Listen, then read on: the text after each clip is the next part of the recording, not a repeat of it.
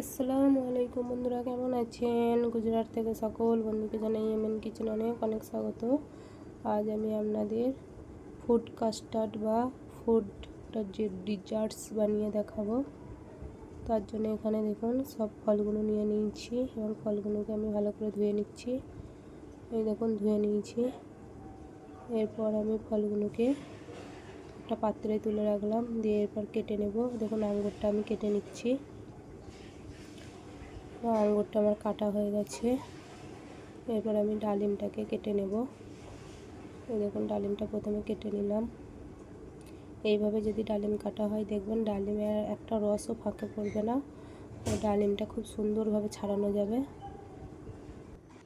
এই দেখুন আমি এটাকে 4টে ভাগে ভাগ করে নিয়েছি এবং কত সুন্দর দেখুন ছাড়ানো হচ্ছে। এবং আমি ডালিমটাকে ছাড়িয়ে নিচ্ছি। এই দেখুন ডালিমটা আমার ছাড়ানো হয়ে গেছে। এরপর আমি আপেলটা কেটে নেব। এই দেখুন আপেলটা কেটে নিচ্ছি এবং আপেলের যে মাঝের অংশটা থাকে সেটাকে ফেলে দেব, দিয়ে আমি আপেলটাকে কুচি কুচি করে কেটে নেব। এই দেখুন আপেলটাকে আমার কুচি কুচি করে কেটে নিচ্ছি। এইভাবে আমি আপেলগুলো সব কুচিয়ে নেব এবং আপেলগুলো কাটা হয়ে গেছে। এরপর আমি কলার খোসাটা ছাড়িয়ে কলাটাকেও কেটে নেব। এই দেখুন কলাটাও আমার কাটা হয়ে গেছে। এরপর ওভেনে একটা সসপ্যান চাপিয়ে দিয়েছি এবং তাতে আমি 1/2 লিটার দুধ দিয়েছি এবং দুধটা দেখুন ফুটতে শুরু করে দিয়েছে। দেখুন কেমন দুধটা ফুটছে। এরপর আমি ওই দুধটার মধ্যে অরেঞ্জ কালারের জেল দিয়ে দেব। এই দেখুন এটা আমার হয়ে গেছে। একটা পাত্রে ঢেলে দিলাম এবং এটাকে আমি সাইডে সরিয়ে রাখবো। এরপর আমি ওই পাত্রটাতেই আবার দুধ দিলাম 1 গ্লাসের মতো।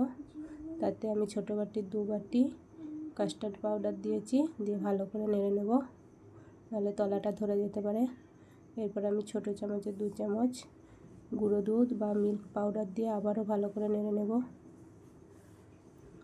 এরপর আমি ছোটো বাটির 1 বাটি চিনি দিয়েছি, দিয়ে আবারও ভালো করে নেড়ে নেব এবং নাড়তে নাড়তে দেখবেন এটা ঘন হয়ে চলে আসবে। এই দেখুন ঘন হয়ে গেছে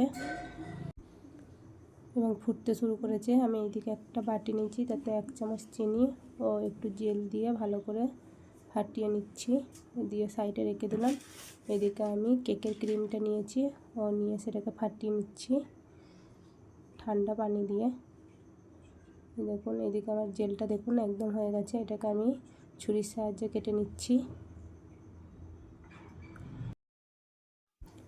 এই দেখুন কত সুন্দর জেলগুলো জমে গেছে এবং কত সুন্দর উঠছে। এই দেখুন এরপর আমি একটা কাঁচের পাত্র নিয়েছি, তাতে প্রথমে 3টে টোস্ট দিয়ে দিলাম। এরপর আমি যে শরবতটা করে রেখেছিলাম সেই শরবতটা দিয়ে দেব। এই দেখুন শরবতটা দিয়ে দিলাম। তারপর আমি একে একে ফলগুলো দিয়ে দিচ্ছি।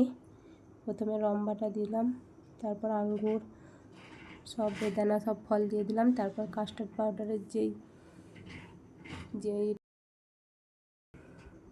কাস্টার্ড পাউডারটা দিয়ে দিলাম। এরপর আমি সেই জেলটা করেছিলাম সেই জেলটা উপর থেকে দিয়ে দেব। এই দেখুন জেলটাও দিয়ে দিলাম। এরপর আমি বেদানাটা ছড়িয়ে দিচ্ছি। এরপর কলা, আপেল, আবারও ফলের কুচোগুলো সাজিয়ে সাজিয়ে দিচ্ছি। এই দেখুন আপেলগুলো দিয়ে দিচ্ছি।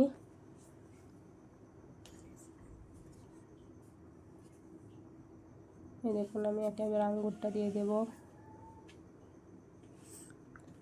আঙুরটা দিয়ে ভালো করে সাজিয়ে নিচ্ছি। আপনারা চাইলে বড় পাত্রতেও করতে পারেন। আবার কাস্টার্ড পাউডারের যেই খিরসাটা তৈরি করেছিলাম সেইটা দিয়ে দিলাম। এরকম দিয়ে দিচ্ছি। কালারটা কত সুন্দর হয়েছে। আপনারা একবার হলেও এই রোজার মাসে ট্রাই করে দেখবেন, খুব সুন্দর হয়। তারপর আবার দেখুন আমি আপেলের কুচোগুলো দিয়ে দিচ্ছি। এরপর আমি আবার আঙ্গুরগুলো দিয়ে দিচ্ছি। এইভাবে আপনারা যে কোনো ফল দিয়ে যে কোনোভাবে নিজেদের পছন্দ মতো সাজিয়ে নিতে পারেন। এরপর আমি দেখুন কলাগুলোকে দিয়ে দিলাম এবং আমার কলাগুলো দেওয়া হয়ে গেছে। এরপর উপর থেকে আমি আবার বেদানাগুলোকে দিয়ে দিলাম।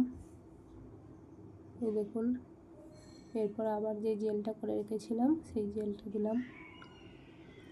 জেলটা দিয়ে আমি আবার কাস্টার্ড পাউডারের যে খিরসাটা করেছিলাম সেই খিরসাটা দিয়ে দিলাম।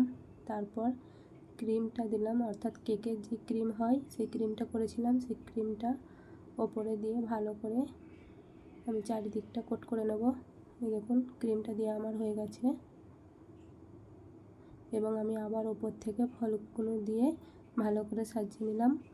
দিয়ে এটাকে ঘন্টা দুয়েকের মতো ফ্রিজে রাখতে হয়, কিন্তু আমাদের ফ্রিজ নেই, তাই আমি নর্মাল টেম্পারেচারই 1 ঘন্টার মতো ছিল।